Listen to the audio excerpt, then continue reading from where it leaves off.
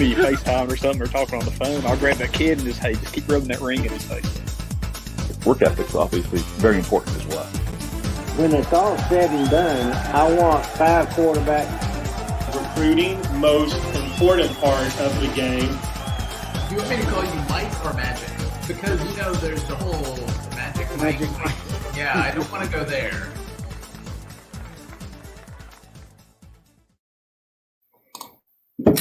Hello, sports fans. Welcome to another episode of This, That, and the Other. I'm your host, Magic, and tonight's guest panelist is hookemhorns7. I understand he's still having some technical difficulties getting the connection and making things work. So hopefully he can get on here shortly. If not, we'll go ahead and cancel tonight's show and just try to reschedule. Now, I will say that next week, which is going to be the 24th, Thursday the 24th, there will not be a show. So the next TTATO show that'll be on will be October the 1st. So that'll be 2 weeks from tonight. And as I mentioned, we're going to try to give him a few minutes to get on here.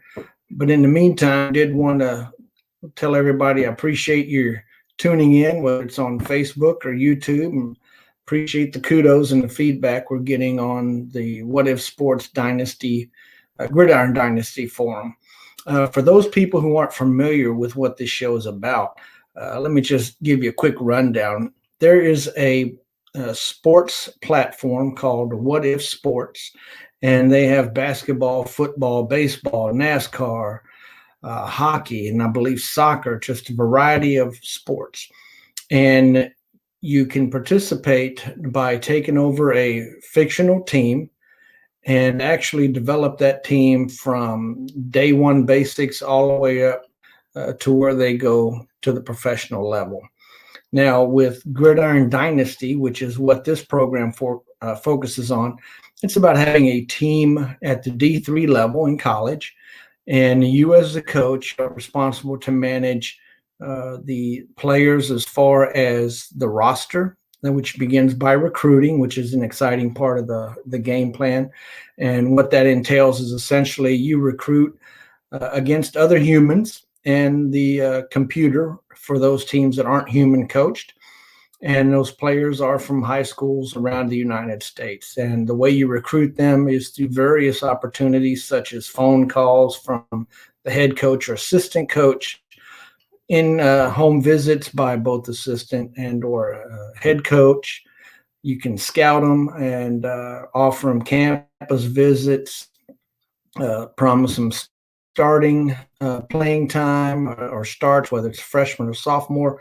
And all this is done through the player profile. When you click on a particular player, his attributes come up and kind of give you an idea of what his strengths and weaknesses are, as well as how far he is from your particular college that you're coaching, which is a big part of it because each of those activities require money to be spent. And that money is earned by how many slots you have available. For instance, at the D3 level, you get $3,000 per individual that you need to put on your roster, the max roster size being 50. So if you've got a class of 10 that you need to fill, then you'd have $30,000. That would be your first year going in, $30,000. And it's that way each subsequent year. And the difference also is that within the year that you're coaching, if your team makes the playoffs or bowls for D1A, you get a certain amount of money for that conference, for that activity and that success. And you also get a quarter of your recruiting budget carried over to the following season. For instance, if you had those 10 players to fill and you filled them and you had $2,000 left over, you start the next year with $500. And then if you've got another, let's say 5 or 6 recruits that year that you need to fill, you get $3,000 for them plus your bowl money or your playoff money at Division III through 1AA. So that kind of shows you where you get your funds. Now, those funds get spent by recruiting and only in recruiting. For instance, a phone call from an assistant coach is $10. A phone call from the head coach is $15. A letter is $15. Promised start for a freshman is $250. For a sophomore, it's $100. So if you want to promise a guy, look, you're good enough, you're going to start your freshman year, that's going to cost you $250, whether he accepts it or not. And you can offer that multiple times until he does accept it. The other thing with that is playing time. It's, I believe, $150 for playing time.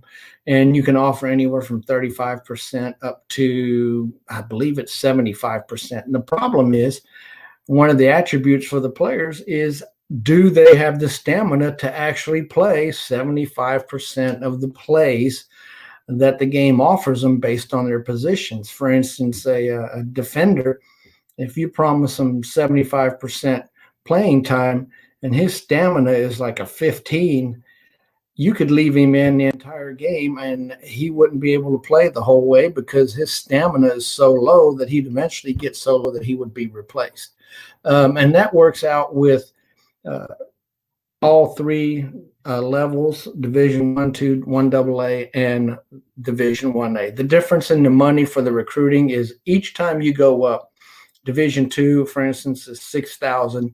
Division 1AA is $10,000, and Division 1A is $15,000 per player. Once you've got your roster set, of course, then you've got to deal with coaching them as far as practice time, setting your game plan, developing your offense, and all that stuff. And it becomes very time consuming at times. But once you've got the hang of it and once you've got it down, it's something that's very enjoyable. There's a ton of us that do it, and we really enjoy it. And one of those people that enjoy doing it is hookemhorns7, who has now made it into the studio.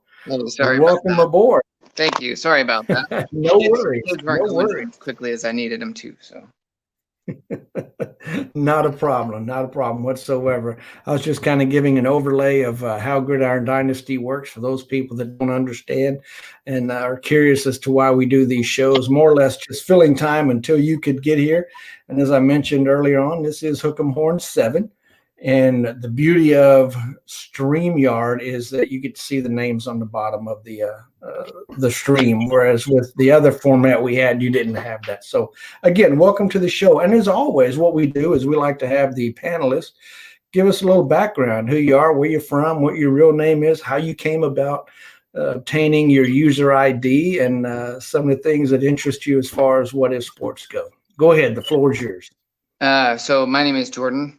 I live out in Omaha, Nebraska now, where I was in Colorado before that for a few years. I'm born and raised from Nebraska, way out on the west side where there's not many towns or anything to speak of, but it's nice little quiet towns out there. I'm married. I have 2 kids, 6 and 3.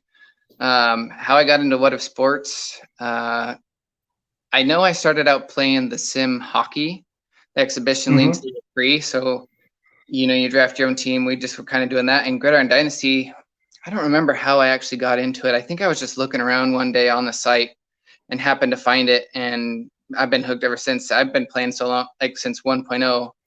And at that point, I had to get my dad's credit card. I had to ask him for a credit card so that I could play this game.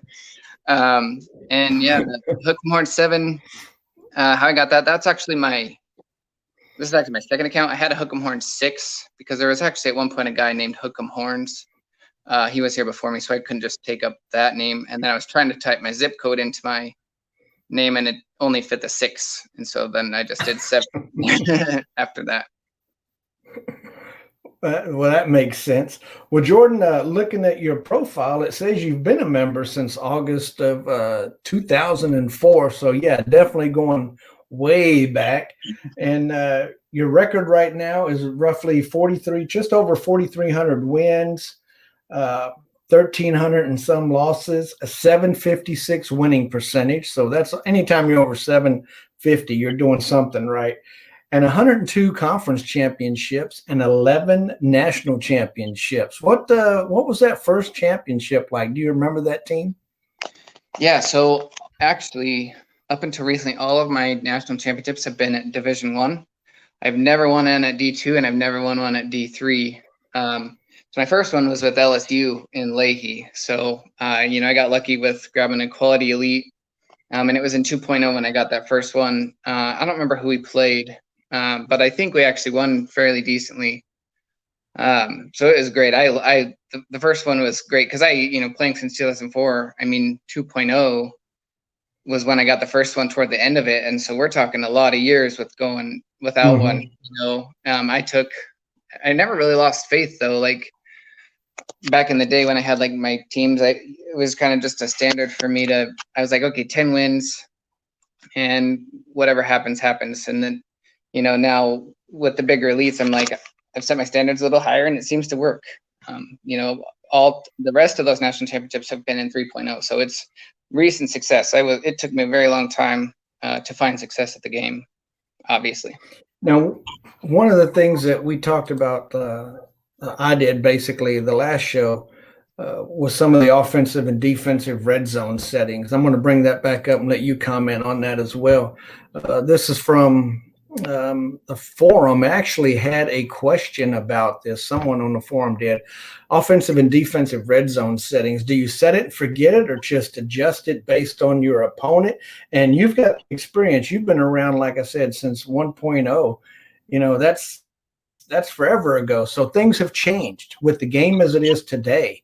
What do you do with the red zone? I know in the days, you just set it and forget it. Now, right, with the setup that it is, how important is it to actually adjust that, and what do you do? So for the red zone, I actually do set it and leave it. I kind of approach it similar to real life, 2025 or whatever it is. It's set that way. I will say I adjust like my depths more. So I'll adjust those, like the medium, short, and long for my first, second, third, fourth downs in my playbook. But as far as where the red zone is, I don't mess with that. I figure it's kind of about the same, and I haven't really noticed like a significant change. I've always thought about testing that on offense though, like, maybe passing when you're only in the middle of the field, but then when you get in the red zones, you're running all the time. That would make it really hard for a defense to game plan for you because they can only do the distance. So something I've thought about doing, but I really don't mess with the red zones that much. Well, one of the things I talked about last week in that regard was a high school lesson we had where we were at like the 2-yard line late in the game. The game was tied. We had a pitch out and the ball was fumbled. By the time the running back picked it up, he got sacked. We lost the game by 2. So one of the things I'm working with now is setting that red zone all the way back to maybe the 5-yard line, so that within that 5 to the goal line, I am running. Everybody write it down. I'm running the ball if I'm with my back to the end zone until we get out, around the 10-yard line or so. And then I may start doing some dink and dumping passes or whatever. But I'm wondering if the computer reality is just that, you take a greater chance on getting sacked in the end zone or having something go awry in the end zone. So I'm kind of working with that. So, yeah, I have had quite a few sacks, so I can relate to that. If right now, I started doing it probably about 10 days ago, and it's not like I was getting sacked in the end zone, turning over or creating a bunch of safeties against myself. But I have noticed that I'm not backing up quite as much in that regard, where the quarterback has to scramble and he just barely makes it back across the line.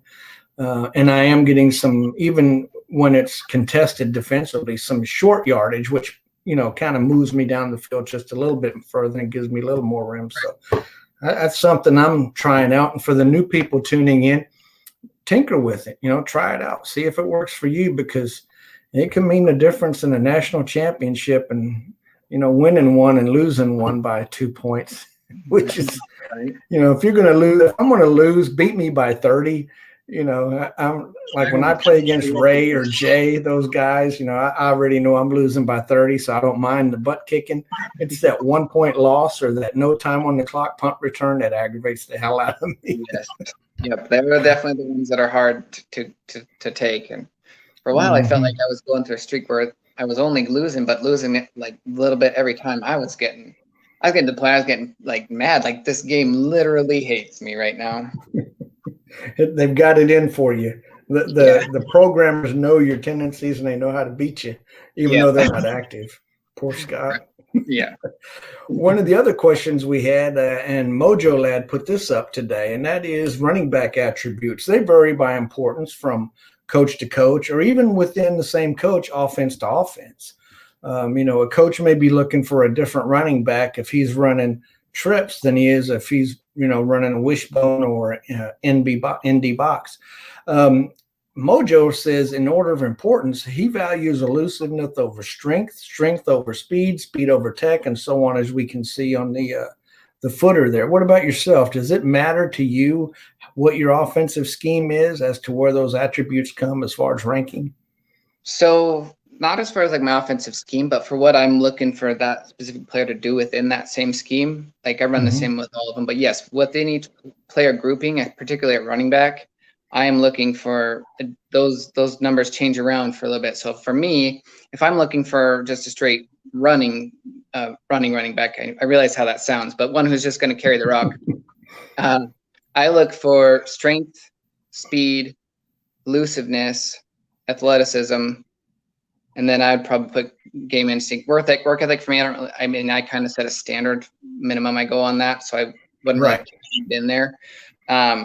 But so for me, it's more the actual like cores. Now, if I'm looking for more of a receiving back, and I've watched a lot, I've recruited a lot nearby like Z32, and if you don't know his offense, he loves to throw to the running back, and so I was kind of looking at what he was doing, and he will sacrifice some strength as long as the kid can catch the ball and he's quick. And so like for me, I've started to sacrifice a little bit on the strength side and focusing way more on the hands if I'm needing a back who's going to catch, because my offense, I will recruit you just to catch the ball. I will recruit you just to run the ball. Now, for you, as far as formation IQ, you're primarily a D1A coach.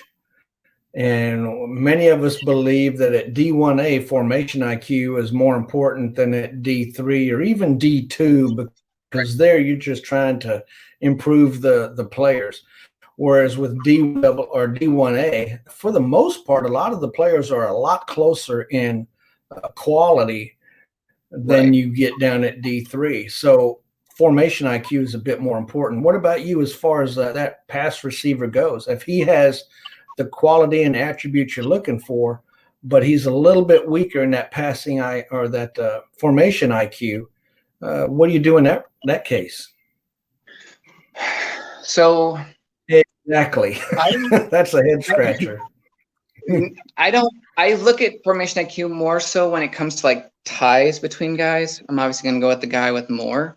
I would say I believe formation IQ plays a big factor, but I don't actually take it into consideration all that much when it comes to recruiting. And I know that there are guys they'll go for that over just about anything else. But for me, I'm more looking at the work ethic, the GPA, things that'll kind of help make that formation IQ go up at a decent rate. And then obviously, you want to have the 70, 80 game, formation IQ by that point. But really, I feel like most of the time you can get to in the 70s pretty easily. And so, there's times where probably those 3 or 4 points difference can be the difference in a win or loss. But I feel like it's so far in between that I don't actually focus all that much on formation IQ. So basically, you kind of said it like I do. You go for the best quality player out there and hope you can grow his formation IQ once he's on your roster through playing time and through practice time, which I think a lot of coaches do that. But you mentioned there are some that, two guys that are a couple points apart, he'll lean for the formation IQ versus a guy that may be better today, even though he's got a lower rating for the formation if that particular coach is going to run. So you're in the same line of thinking with me. Now you mentioned that recruiting part of it. Let's go ahead to this question. This is the one that I couldn't answer last week because I've never had either of these two, and you currently have one of each.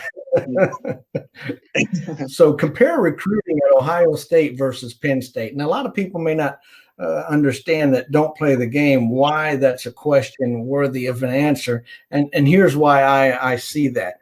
With Ohio State, in that particular world or in that particular conference, you also have Penn State, and you also have Notre Dame, and you also have Michigan State.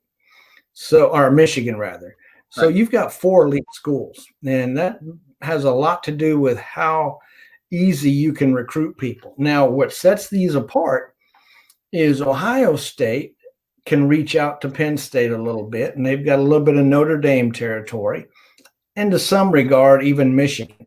So you got a chance for some battles there. Now, when it comes with other elites, when it comes to Penn State, Ohio State is about the only elite that you really have to contend with, because where you're located, that school, sure, you've got the Temples and the Syracuse, some of those Big East schools, but again, they're not elites. So when it comes to recruiting, tell us about some of the differences that you've encountered, the difficulties and the good things between the two schools. Okay. So I'm actually brand new at Ohio State. This is my second year. So I'll give you what last year was over rust, but we're in it right now. Actually, we're recruiting for I'm at Ohio State. So I can give you kind of what I've experienced so far, and like the talent disbursements and that kind of thing. So yeah, at Penn State, I've been there the longest. You can get some thorns in your sides. Like Maryland can be pretty tough. Pennsylvania, Temple and Pitt, they've both stayed empty for the most part. Mm-hmm.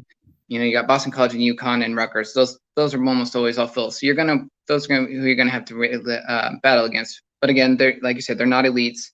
Most of the time, the Big Ten is bringing in more bowl money because of those elites tend to get higher bowl games.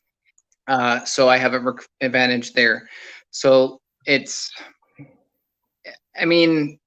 can be. There are times with enough scholarships, and if nobody else has any money or whatever, that it can be easy. I think there was one time in Penn State where I pulled, I want to say like 6 of the top 25 overall prospects. Wow.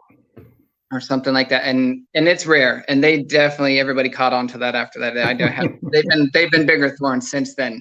But it's when you have the elite advantage and the bowl money advantage, I mean, it makes Penn State very, very, very good spot to recruit from. And in almost every world, they're a top 5 program in recruiting, top 5 year in, year out. Right. And that's just because they don't have another lead up there to stop them. With Ohio State, there is, I would say, probably about the equal number of players really close. So right within your 180, I would say there's about the same number of players. The difference is you do have Penn State. Well, so far we haven't really butted heads too far. I'm kind of leaving all of Pennsylvania to him for now. And so I haven't run into him too much, but Michigan, we're right there, and Notre Dame is right there. And then I've got a coach at Wisconsin too. So if I try to go, I've been trying to go into Illinois, Indiana a little bit, and he's there. So it's been more difficult at Ohio State because I've got, the non-elite has just as much bowl money as me, so it's not like I only get my elite advantage, and if I'm in any other battles, it pretty much negates that. So it's been a lot tougher trying to stay within your 180, kind of like you try to do anyway, but then not get in the battles that you don't need to do. So with Penn State, I probably maybe scout, like if I need 10, I probably only seriously scout maybe two times, like 2 players for each position or whatever. Right. I don't scout many, so like that's 20 people or something like that. And at Ohio State, I scouted like 50 some players. And so, because it's like, I don't know who's going to go where. I kind of want to see exactly how aggressive Michigan is to coming into Ohio. Notre Dame, same thing. So it was different. It's been an adjustment, but it's kind of fun. That's why I like it. The recruiting strategies that you learn from different coaches and how they do it. And then just navigating the different teams. I love recruiting. Now, you mentioned with your Penn State team, you've got that Maryland or Pitt that can be a thorn in your side. Sometimes those fall to Sims. They're not coached by a human. And then you go a couple years and you've got your way that, you can pretty much get what you want out of there. You're culling quality players. When a new coach comes in to one of those schools that's close to you and starts to kind of pee on your territory a little bit, do you have a particular tactic? Do you like to let them know that that's your territory, or do you just let them graze for a little bit? So it really will depend. If it's a top end guy, I'm going to let you know that I'm going to come get that guy, or at least I'm going to try really, really hard for that guy, as anybody I think would. But it really kind of, for me, I would say it depends a little bit on the talent. So, or, if there happens to be a decent wide receiver right in Pittsburgh, and I can go get one out of New Jersey or something that's just as good, I'll be like, okay, I'm not going to go mess with the guy at Pitt. I'll let him pick that guy up, and I'll go battle Rutgers for the dude out of Jersey or whatever. So I try to kind of be a nice neighbor. I try not to, Temple, there's a lot of players that come out of Philly. I try to give him what I can, but it's also like, I need you to know that I'm here to win. I got to compete against Z32 and Ohio State and, 3 other elites every year. I need the best players I can get. So. Yeah. And I've encountered some of that same situation with my Oklahoma team because, with Oklahoma, Dallas is actually closer to OU than it is to Texas down in Austin. So even though Dallas, you think, oh yeah, that's Texas's territory. No, that's Oklahoma territory, because they're so close. So you get opportunities. Yeah. What's that? I said you almost kind of have to control Dallas because otherwise Oklahoma doesn't produce enough. So. No, it doesn't. And like there were times when there was a juicy recruit up in Kansas, but at the same time, I'm like, there's one over here, there's one over there that's off by a point or two. There's nothing for that guy to grab other than that recruit. I'm going to let him have it. Maybe he'll stay off of one of my other guys that I'm looking at nearby. But you find yourself doing that, and then you look at your recruiting toward the end or when signing happens, you're like, man, I don't have any really decent quality players, So there are times when I got to put that, the bad cop hat on. And like you said, just go over there and let him know, hey, I'm coming to get this guy. And if you want him, it's going to cost you a ton of money, but I'm here. Right. Unfortunately, that and same way with Tennessee. My Tennessee team was in scraps. And now, gosh, Ohio State, Oklahoma, you've got Alabama, LSU, Georgia, all of them just right there. And it's like they all went to a meeting that I wasn't invited to and say, hey, that new guy at Tennessee, it's on. When you're at a brand, when you first take over elite, it is rough because everyone knows that this is the year that they can pick on that elite and they will tear you up. I took 5 games at Ohio State my first season, 5 out of 12, I think. Man. And I tried to stay within the wedding. Everybody picked them apart. Michigan, I think, had 19 or 16 or 17. Akron had 19. Akron came and got guys from me because I don't have the money. Yeah, they knew. They did the math. They figured it out. We're going to take a minute here to honor a gentleman who's he's known to be good. And his record backs him up. And he's leaving. You may have read the post on the forum about Super V97. Sean's up in Canada. He was on season 1 of This, That, and the Other back when it was a podcast. And he and I had a good chat. But the gentleman has 457 seasons. And folks, that's not real life. He's not almost 500 years old. That's one sports season, and the sports season is about a month. And if you've got multiple teams, you can rack up 4 or 5 seasons in 1 month. So people out there going, wow, what are these guys drinking? But this guy's had almost 6,200 wins. He's got almost an 850 winning percentage. Nice chunk of conference championships, buttload of national championships. And it's not like he's leaving because he's getting bad or awful or he's lost the knack. I checked. He's got 5 active teams that are combined 47-2. He's not lost a step. He's just decided it's time and I'm stepping away. So we want to wish him, nothing but the best in his endeavors. And he mentioned he may be back, and we hope he comes back because quality players are good for the game. They not only elevate the level of play, but they also help others. And he's been one that reaches out and kind of mentors some other folks from time to time. But he's decided it's time now to go away. So, again, want to wish him farewell. For me, I don't know when that day is coming. What about you? Have you identified a day that you want to step away, or is there a goal that you want to achieve to kind of signal the bell for you? Well, so for a while, since it took me so long to get more than 1 national title, I told myself, let's get 5. And then I'll consider, where it's at. I've wasted so much money in this, obviously, and it's not producing much. I have fun. And that is the ultimate goal, but it's also I wouldn't mind seeing some results for as long as it's been. And then I got to 5, and then I was like, okay, what if I get double digits? So I got to 10, and I really thought about it after 10. or at least just drop into Penn State, like just one team. Because I regret when I quit one time. I quit after 2.0 for a while, right when 3.0 came out, because I was terrible. And I regret dropping those teams because I didn't ever, get them back. So Penn State is one I thought about always holding, but I thought about it fairly recently, at least just taking a break, kind of like this. I don't know that I'll honestly ever fully stay away from Gridiron Dynasty. I think it's got me well in its hooks, but breaks, might be a thing from time to time, but I don't really have any plans in the future. Again, I try to keep around. Ideally, I'd like to be at like 2 teams. So I don't like to be too active, but just hang on to 2, and that's kind of where I'll probably hang for a while. Well, I did take a hiatus, probably about, I think it was about a year or so. And one of the first things I noticed is, where am I going to be at halftime? When the second half plays, where am I going to be able to make adjustments between when the game is played, during the night while everybody's asleep, and then noon Eastern time or 2 Eastern time, whatever it is, the second half gets played. I found myself still doing that, even though I wasn't playing. It's like, where am I going to be? Am I going to be in a meeting? Can I recruiting? Oh my gosh, am I going to be near a computer? And I had to slap myself and say, dude, you're not playing anymore.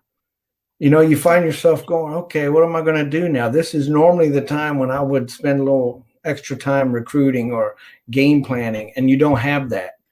And it probably took me 30 actual days, a human real life month, to kind of wean myself mentally and emotionally out of that, because I felt kind of lost. It's kind of like I was in the military for 20 years. When I got out of the military, I was blessed because a month before I retired, I already had a civilian job. So I had an easier transition. And yeah, I still found myself, watching the news and going, oh my gosh, I've got to go deploy because we've got an uprising. Now, wait a minute, I'm not in the military anymore. And that's kind of the way it was with this. I'd like, oh, recruiting is tomorrow. No, wait a minute, I'm not playing anymore. And it was really painful. So I share that for the people that think about getting out. Understand that there's going to be some tugs on your heart, especially for that team that you like so much. And there's going to be some times when you wake up, in the middle of the night, jump out of bed and go, oh, I got to check this. No, I don't. I don't have a team anymore. So you're going to experience some of that when you take that break eventually. Well, I think, thinking on that, like, we treat this like we're doing it, for real, right? Like, we're pretty emotionally into this and invested, and it takes a lot of time. So like, really, if you were coaching in real life when you retired, or you retired from playing, like, you miss it. I think it's the exact same thing. Yes, it's a video game, but I enjoy it. It's kind of like, my job, or so I think that's what it is. So you just treat it, if you're really invested in it, you treat it. It's a passion anyway, so you're not doing it. So both of that. Yeah, and it's kind of like Tariq said, the founder of What If Sports, when he came on at the earlier, I think it was season 2, he mentioned something to the effect of, these players, they don't grow on you.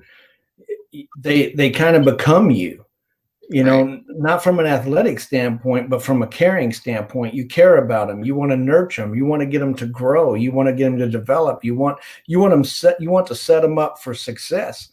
And, day in and day out, you're doing that. And then when they're gone, it's such you're at a loss. My kid went to college. Oh my gosh, what am I going to do? Right. So you're right. You're invested in it. It's a very connected thing that we have. And unless you're playing this game to the level that the majority of the guys play it, you have no clue what we're talking about. Because it's a game. It's X's and O's. It's ones and zeros. It's a computer. It's not real. It's fake numbers and fake face. But the work, the enjoyment, the interaction, the brain scheming, that's not fake. That's real. Right. And it's a competition. A competitor will bet and compete over anything. You know, I can throw this football further than you can. I can flick this pencil further than you can. Well, here we got a lot more things to manage that Right. make it personal, that set two teams aside. And that's hard to step away from, very hard. So that's one of the things that I like about it, because it does challenge me personally to better myself in certain areas. What do you find to be one of the more challenging aspects of the game? Still to this day, or just in general? In general, yeah. You know, I would say the hardest part is like learning the ins and outs of recruiting, and because it's a constantly changing thing. You know, a game plan, you can go in with the same game plan, and if it works, it works. Recruiting, you may say I budgeted 20K for this. I'm speaking D1A numbers, so a lot of some of these numbers sound really big. It's D1 numbers, so that's my whole recruiting budget. Yeah.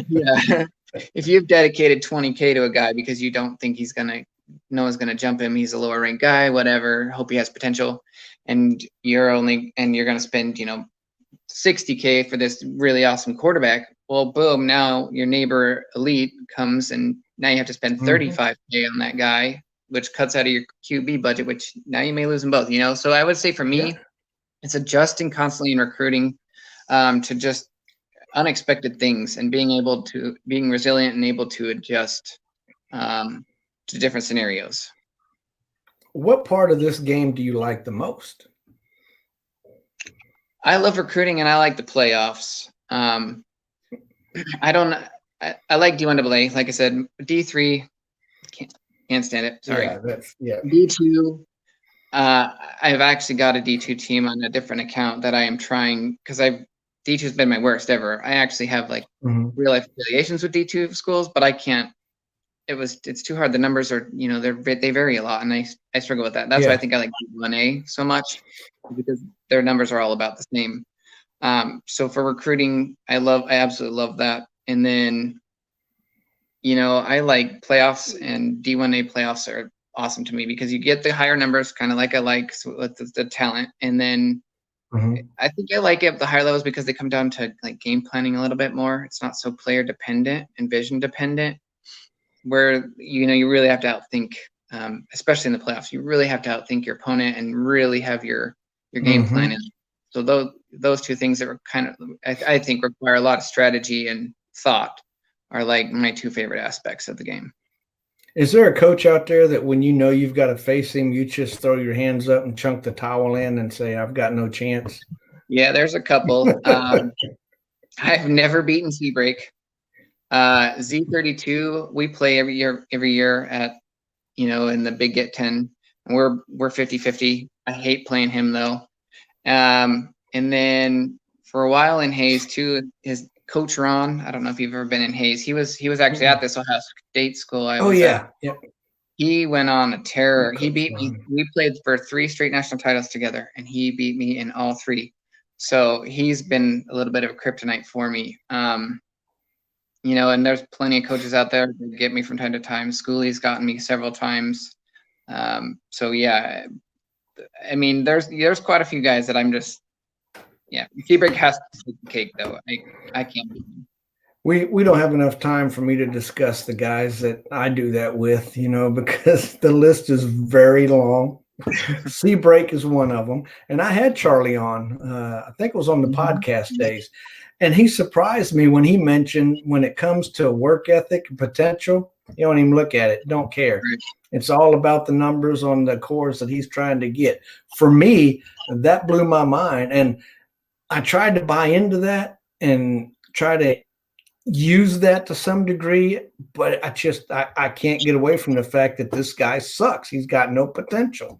His work ethic is 20. No way am I recruiting this guy. But, you look at his roster, and granted, we can't see potential, but he's got work ethic that's all over the place. So he's got to be using what he's preaching, and it works for him. Is that something that you put a big focus on, work ethic and potential? Yeah. So or you like Charlie? I feel like my recruiting is maybe a combination of Seabreak and then Jason Freeman. So Jason Freeman will recruit like not below 50 work ethic. Like, right. Unless he's an absolute stud. And then you got Seabreak, who's not going to, but Seabreak is going to. That's like generally, I put that on like the top 5 at their position already. Like, really, what numbers do I need him to grow? Not that much. So I kind of do both, where I don't like to go. I will not go below 30 unless the player is an absolute stud as far as work ethic, but I try to keep it. I really don't even like going into the 30s. I try to keep it 40s as best I can. And then, but yeah, I mean, if you're a stud, even if I'll dip the work ethic down to maybe the 20s, and if you got low potential and you're already good, I will take you, because if nothing else, you'll be a body by the time you're a senior. Exactly. And that, with me, I see, after having talked to Charlie about it, Seabreak about it, it was at D2. I'm like you. I'm pretty stubborn in what I'm selecting as far as potential and work ethic. D1 AA, I start to kind of soften up on it. And at D1A, we mentioned earlier, the guys are a lot tighter together as far as quality goes. And, how much is a top-notch guy going to improve anyway? Right. If he's got upper class numbers, he can have 100 work ethic and sky's the limit. He's only going to gain 1 or 2 points anyway, versus the guy that's, bottomed out. He's at the same level quality wise right now, starting his freshman year. So I'm kind of not as diligent when it comes to screening the work ethic and the potential at D1A as I am at D2. D3, I stay away from. I just I tried. D3, like, I like the 3D D3 dynasties. They're fun, but yeah, I can't do it with that game plan. And ironically, I've got 2 national championships under my belt. They were at Endicott at D3 by a team that was already built. And the guy I beat, I believe it was the first one, was Myers from St. Olaf. Nice. And, that's when he was still in his infancy. I think he had maybe 2 wins. Had to have been something like that for me to beat him, not the tens of thousands he's got now. So, but yeah, I can't. D3 just if you're in D3, get the hell out. Go to D2, D1 D1, work your way up. You'll be amazed at the control you have over that roster and that team and the things you're able to do and the different things you're able to try versus being stuck in D3. At D3, you're not a coach. You're just a game manager. At D3, you start to be a coach. Yeah. Yep, definitely. Well, we're going to wrap this up. I appreciate you being on hookemhorns7. Tell us any parting words. No, the only thing I got is for you new guys that watch this. Like, this is great. There's always people on here with knowledge. So keep tuning in, support this show. Thank you for doing it. Really appreciate it. I love it. Everybody stick it out. If you're new in the game, learning, like I said, I had 1 national championship for real life, like 13 years of this game or whatever it's been. Like, hang in there, learn the game. There's plenty of helpful guys out there. We kind of talked some names today, and they're all over. So have fun, though. Yeah, exactly. Don't be afraid to read the forums. Don't be afraid to ask questions. And, there are no stupid questions just in real life. There's no stupid questions. You ask the site mail, hit somebody up with a site mail if you don't want to blast it out on the forum. Or like you said, there's a lot of good information out there. You just have to ask for it. So we're here for the new guys. And some of the old guys like me, I ask questions too. But again, thanks for coming on. Appreciate it. Glad it finally worked. Look forward to having you on again sometime. And take it easy when we hit the field. Perfect. All right. Thanks. Go gentle on me. Yeah. We'll see you. Thanks much.